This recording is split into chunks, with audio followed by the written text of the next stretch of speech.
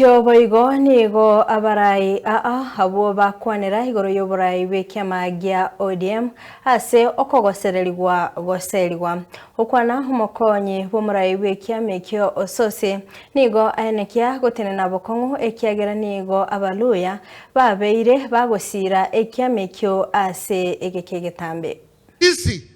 Me and Sifuna, we are in ODM to stay, na hakuna mtu atakuja hapo kusema atatuondoa. Wakileta vita, tunawapatia vita. We are not cowards. We have invested in this party as lawyers from 2007 to date. We cannot now that the Baba is not there, we are being told, nyi ondokeni. It is going to be Kali, my friend. I am saying this because Cyrus Jirongo believed in a strong democracy, in strong political parties. Alafu mtu anaita nyevu. Wacha nikuambia Junet Mohamed, wewe mahali unatoka iko kura kidogo. Sisi tuko na kura mingi kuliko wewe. 2017 nilikuwa najaribu kuwa mbunge wa eneo bunge la Kandui hapa Bungoma. Chama cha ODM nikitafuta ticket, wakati huo mimi kijana mdogo nikafanyiwa ile kitu. Wakati nimefanyiwa ile kitu huko Kandui, Mheshimiwa Jirongo alikuwa mtu wa kwanza kunipigia simu nikirudi Nairobi. Akaniambia nataka kukuona kwa ofisi yangu. Nikatetemeka na shangaa, huyu jamaa mtu mkubwa ananitafuta mimi mtu mdogo kwa nini? Akaniita kwenye ofisi yake pale Westlands. Akaniambia, Sifuna, hata kama hujapata tikiti ya ODM kule Kandui, mimi naamini wewe ni kiongozi, nataka nikupatie tikiti ya chama yangu.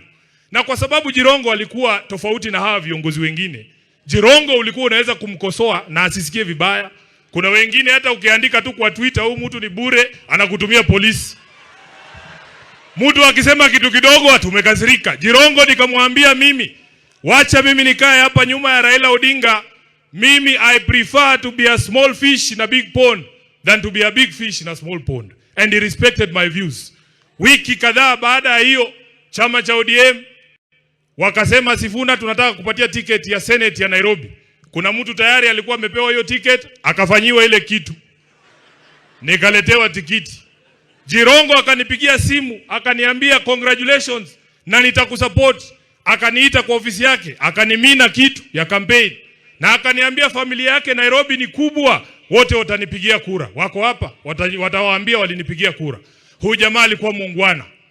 Siku zake za mwisho ananiita kila siku, anajua mimi ni wakili. Anasema, Sifuna, kuna biashara hapa, unaweza piga hii, unaweza represent hii, unaweza tengeneza hii agreement upate kitu kidogo. Huyo ndio alikuwa Jirongo. Wengi hapa, kukikuwa nafasi hakuna Mluya hapa atakuita. Hakuna. Kama mshainiita hapa nisembe leo. Kuna wengine hata tuliwafanyia campaign wakituahidi mambo, paka leo ukimuuliza ati ngoja tu. Ati ngoja tu, bado na ngoja. Jirongo alikuwa mtu tofauti sana. Na nataka nichukue